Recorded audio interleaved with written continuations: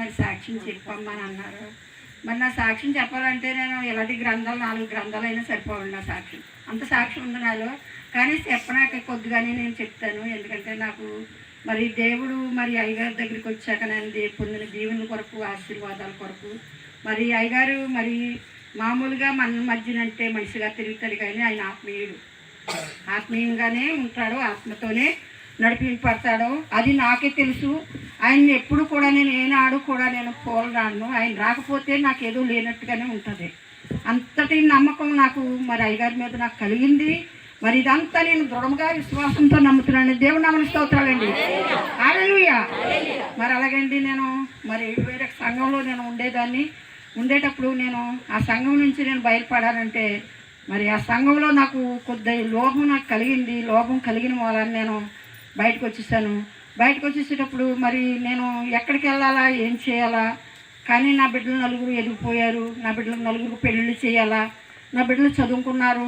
మరి ఏ భవిష్యత్తు ఎలా ఉంటుంది తండ్రి, మరి ఇంత నేను నమ్మకంగా ఉండి నాకు నా చీకటి పాపం అనేది నాకు ఇష్టం ఉండదు. కాబట్టి నేను నా ప్రభువా నాకు ఏ మార్గం తెరుస్తావు, ఏ ద్వారం తెరిచి నన్ను నడిపిస్తావో నాకు తెలియదు నాయనని నేను ఎంతగానో కన్నీరు కార్చి మరి రేయం పగలు కూడా నేను రాత్రులు నిద్రపోయేదాన్ని కాదు. పగలు కూడా నాకు అసలే మనశ్శాంతి ఉండేది కాదు. బయటకు వెళ్ళేటప్పుడు లోనికి వచ్చేటప్పుడు కూడా నేను అత్తమాల నా ప్రభువారినే తలుచుకుంటూ నా ప్రభువారితోనే ఉంటూ నా ప్రభువారే నాకు సహాయం. అంటే ఎందుకంటే నా భర్త స్థిరమైన మనిషి కాదు. ఎందుకంటే నేను ఇప్పుడు చెప్తున్నాను, భర్త మంచోడే కానీ తన బుద్ధులు మంచి కాదు. మంచిది కాకపోవడంలో నా జీవితంలో చాలా శ్రమలు ఎదుర్కొన్నాను. నేను కానీ శ్రమలు కాదండి, మరణాపాయంలో శ్రమలో నేను చాలా భయంకరమైన పరిస్థితులు ఎదుర్కొన్నాను. అటువంటి పరిస్థితుల్లో నా భర్తతో నేను ఏది పంచుకోనాకే, చెప్పుకోనక కూడా పాప పుణ్యం చెప్పుకోనక కూడా ఉండేదాన్ని కాదండి. అటువంటి పరిస్థితి నాది. అటువంటిప్పుడు నేను ఈ సంఘానికి వెళ్ళినా ఏ సంఘానికి వెళ్ళను. నేను వెళ్తే నేను ఒక్కదాన్ని వెళ్తాను. నా బిడ్డలు 4 రావాలా. 4 రాకపోతే నేను ఒక్కదాన్ని వెళ్ళి ఆరాధింతే నా బిడ్డలు దీవించబడతారా? నా ఒక్కదాన్ని వెళ్ళకూడదు నాయన, ఏమో నీ చిత్తం ఏమైందో అని అనుకుంటే అండి. మరి మా పేటలో మరి పెద్ద సంఘం వాళ్ళు రత్నమ్మని, మరి కరుణమ్మని, అలాగా చాలా మంది మార్తమ్మని వీళ్ళందరూ అన్నారు, అమ్మ మా సంఘంలోకి వచ్చాయి అమ్మగారు, మీరు ప్రార్థన మర్చిపోతారు, మీరు ప్రార్థన లేకపోతే మీకు ఆశీర్వాదం కాదు, మీరు ఇంటికాడ ఉండకూడదండి, రండి మా ఇంటికి మా గుడికి వచ్చాను అంటే అందులోకి వెళ్ళాక ఆవిడేమనుకున్నదో, మేము వెళ్తే ఆవిడకి ఇష్టం లేకపోయిందండి. ఇష్టం లేకపోతే మేమేదో తప్పుడు మనుషుల్లాగా మాకు ప్రయత్నాలు వాళ్ళ మనసులో గాయపరిచినట్టు అయిపోయిందండి. మరి నాకు చేను పడితే కాట భర్త దాన్ని అట్టుకెళ్ళి ఇంట్లో ఆ గుళ్ళ ఎత్తండి, ఆ గుళ్ళ వేసిన దాన్ని నాకు వద్దన్నదండి. గేదె తింటే పాలు అట్టుకెళ్తే పాలు వద్దన్నది. నా పిల్లకి యాక్సిడెంట్ మరి అక్కడ అయిపోతుంది. యాక్సిడెంట్ అయిపోయింది. పోనీ పాపగారు ప్రార్థన చేస్తే బాగవుతుందని నేను ఎంతో ఆశతో నా బిడ్డను భుజం మీద వేసుకుని కడుపు నుంచి వెళ్ళిపోయింది. 3 మనుషులు మరి బండి మీద కూర్చున్న వాళ్ళు మరి ఎల్లకెత్తలు అడిపోతే కడుపు నుంచి వెళ్ళిపోయిందండి. మా సుజనాకి మా పెద్ద పిల్లగారి పిల్లకి అప్పుడే చచ్చిపోయింది అనుకున్నానండి. నా దేవుడు చనిపోనివ్వలేదు. దేవుడు నా మన స్తోత్రాలండి. అటువంటి పరిస్థితిలో కిడ్నీలు నలిగిపోయో లేకపోతే పేగులు నలిగిపోయాయో ఎలాగైపోయిందో అని నేను ఎంతో భయపడి, అంటే మరి ఒక ఆవిడ అన్నది, అమ్మగారి దగ్గరికి వెళ్ళి పాపగారి దగ్గరికి వెళ్ళి ప్రార్థన చేయించుకుంటే పిల్ల బాగుంటుందమ్మా అని అన్నారండి. అంటే నేను వెళ్ళాను, భుజం మీద వేసుకునండి. మధ్యాహ్నం తీసుకెళ్ళి పిల్లల్ని 4 అయిన దాకా నిలబడే ఉన్నాను. కానీ ఎందుకు వచ్చావు, నువ్వు ఎందుకు నుంచున్నావని కూడా అడగలేదండి పాపగారు. అడగలేకపోతే ఇదేంటి ఇలాగా నన్ను వెళ్ళమన్నారు, వెళ్ళిన దాకా ఉండి నేను ఇక్కడ నిలబడే ఉండిపోయాను, కనీసం ప్రార్థన కూడా చేస్తలేదు నా బిడ్డకి అని నేను ఎంతో బాధపడిపోయి, నాకు మనసు ఎంతో గాయపడిపోయి వచ్చి నా ప్రభు దగ్గర నేనే ప్రార్థన చేసుకుని ఎలాగో నేను నా జీవితాన్ని గడిపేసుకున్నాను. ఎందుకంటే నేను ఈ అనుభవంతో చెప్తున్నాను, సాక్ష్యం ఈ గ్రామం అందరూ కూడా వినాలి. ఎందుకంటే నాకు చేసిన మేలండి.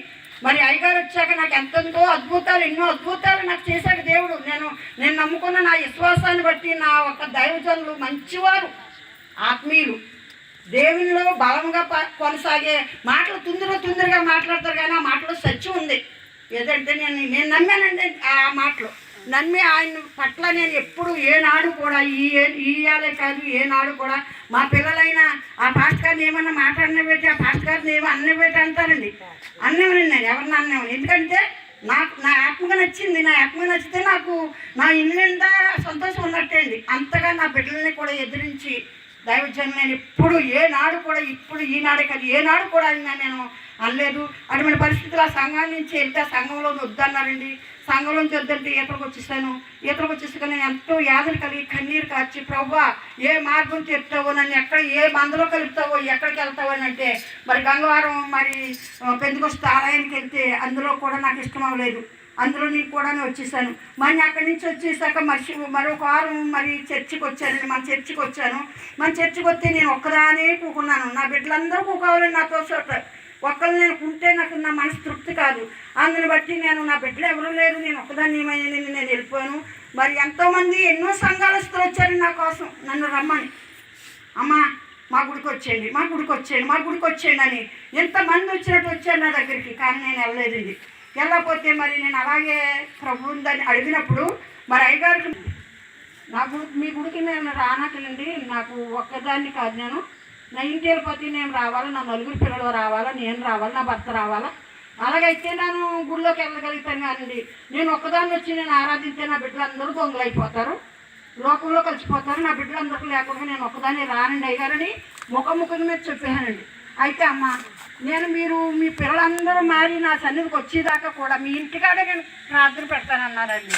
అది ఎంత ఓర్మో సహనమో మరి ఆయన నాకు ఇచ్చిన వాగ్దానం. ఆయన అంతగా నమ్మకంగా మీ ఇంటికాడ నేను పెడతానని ప్రార్థన సంవత్సరం పాటు నా ఇంటికాడ పెట్టారండి. సంవత్సరం పాటు నా ఇంటికాడ పెట్టి నా బిడ్డల్ని, నన్ను, నా కుటుంబాన్ని బలపరిచాడు మరి అయ్యగారు బలపరిచాక తర్వాత అయ్యగారండి మేము ఒక్కలమే మరి మా కుటుంబం కొరకే మీరు వస్తున్నారు, ఇక్కడ ఏదైనా మందిరం ఉంటే మందిరంలో మరి నలుగురో ముగ్గురో ఎవరొకరు మా ద్వారా మమ్మల్ని బట్టి చేస్తారు కదా అయ్యగారు అని అంటే అండి మరి అయ్యగారు మరి మనస్పూర్వకంగా మరి ఆయన ఉద్దేశం ఎలాగుందో నాకు తెలియదు. కానీ మరి స్థలం కొంటానమ్మా, స్థలం కొని మీకు మందిరం కడతానని అన్నారు. అలాగే స్థలం కొన్నారు. స్థలం కొన్నాక పాక కట్టారండి.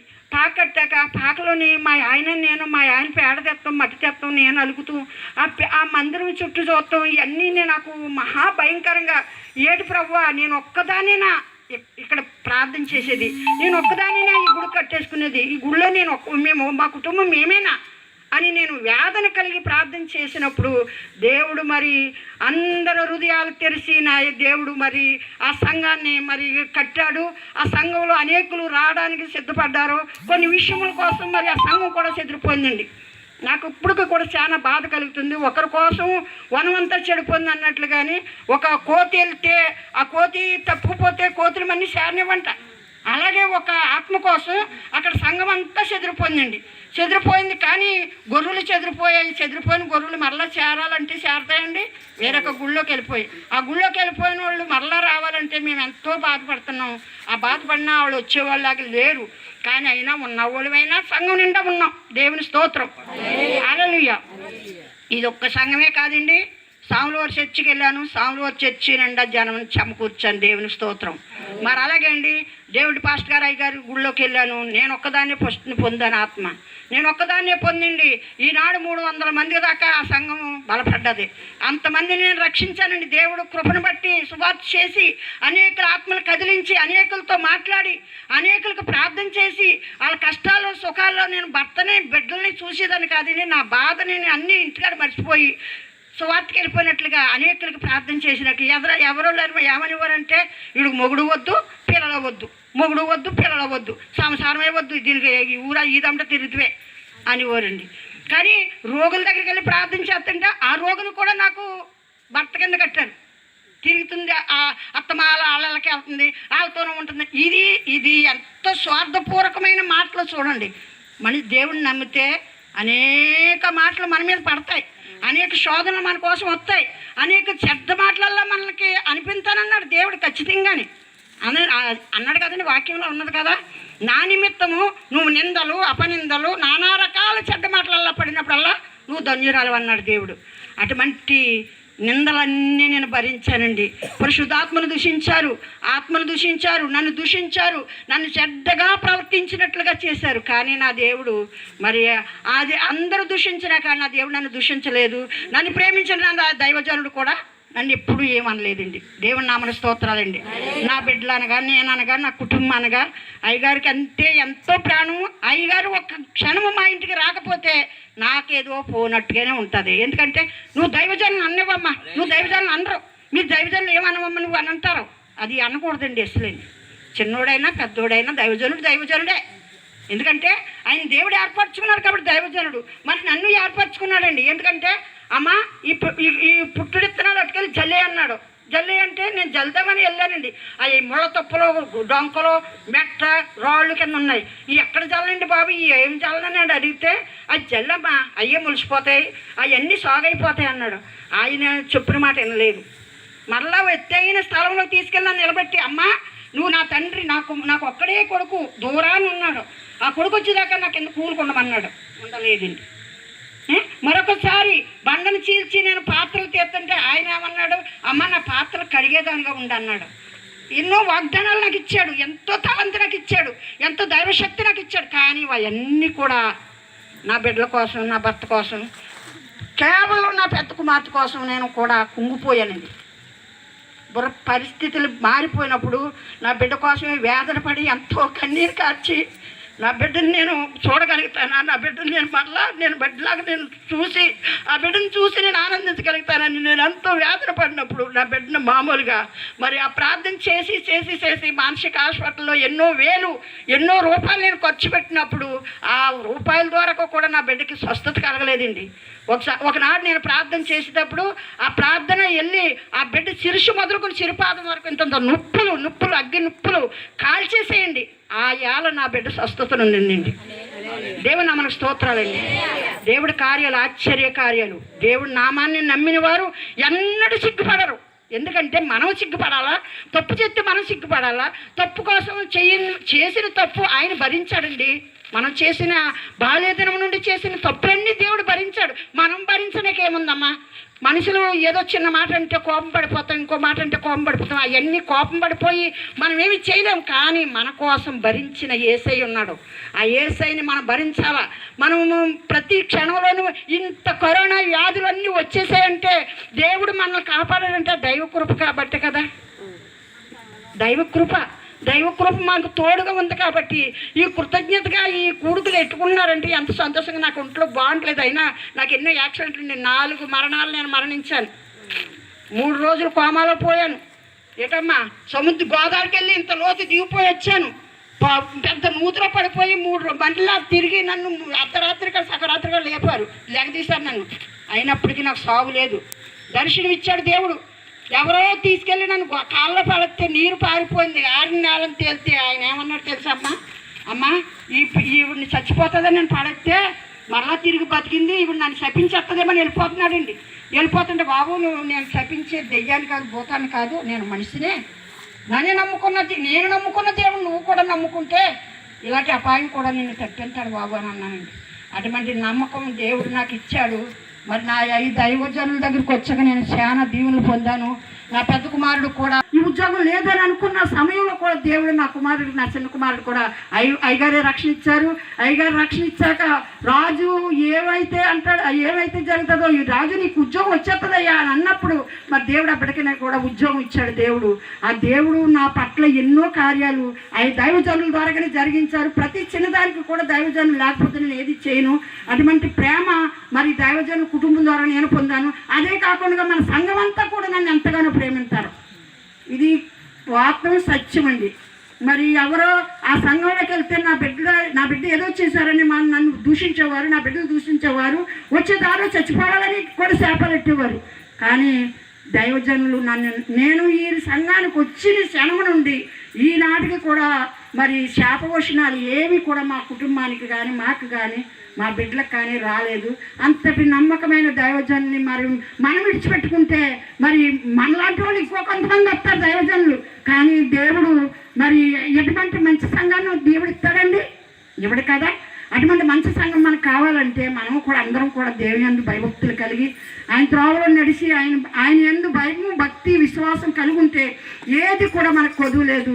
ప్రతి సమయంలో కూడా పాటలు పాడుకుంటాం. కానీ పాటలో కూడా దేవుడు స్వరం ఇస్తేనే పాడగలుగుతాం, లేకపోతే పాడలేము. అటువంటిది నేను ఉపవాస కూటాల్లోనే పాటలు పాడాలంటే ఇక్కడికంతా నేను పాడాలి. అది ఆ ఉత్సాహం అయ్యగారికి వచ్చింది మనప్పుడు. దేవుడు అది ఆ స్వరము ఆ దైవ కృప దేవుడు ఇస్తేనే కానీ పాడలేరు. మరి మరియమ్మ గారు కూడా నన్ను ఎంతగానో ప్రేమించేవారు. కౌగులించి వేసుకునేది ఎక్కడ కాపాడినా సరే ఆ మరియమ్మ గారు. అటువంటి ఆవిడ కోల్పోతాం మనకి కూడా బాధాకరమే. కానీ అందరూ ఆవిడున్న కాడికి మనం వెళ్ళిపోతాము. మరి వారి కోసం, వారి కుటుంబం కొరకు, వారి బిడ్డల కొరకు కూడా మనం అందరం కలిసికట్టుగా ప్రార్థన చేయాలని నాకు ఈ సమయం ఇచ్చిన దైవజనులకి, మరి వెనకాల ఉన్న దైవజనులకి, మరి ఈ కుటుంబాలందరికీ కూడా మీకు మరి వందనాలు చెల్లింటూ ఈ సాక్ష్యం చెప్తున్నాను. ఈ సాక్ష్యం దేవుడు దీవించను కాక.